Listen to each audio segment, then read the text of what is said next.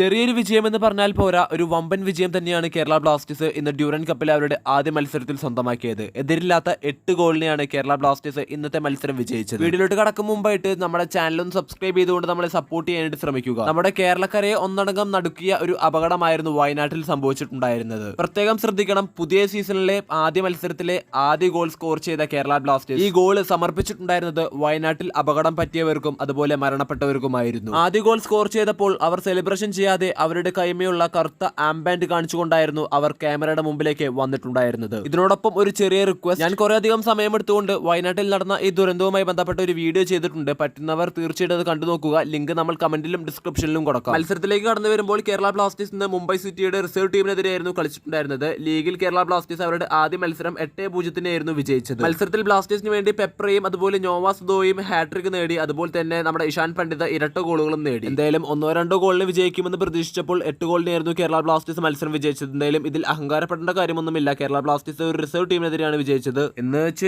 വിജയമല്ല എന്നല്ല, ISL പോലെയുള്ള ഒരു ടഫ് കോമ്പറ്റീഷനിലേക്ക് വരുമ്പോൾ ഇതിനും ടഫ് ആയിരിക്കും ബ്ലാസ്റ്റേഴ്സിന്റെ ഒപ്പോണൻസ്. വീഡിയോ അവസാനിക്കുന്നു. കൂടുതൽ ഫുട്ബോൾ വാർത്തകൾക്കായിട്ട് ചാനൽ ഇപ്പോൾ തന്നെ സബ്സ്ക്രൈബ് ചെയ്യുക. നന്ദി.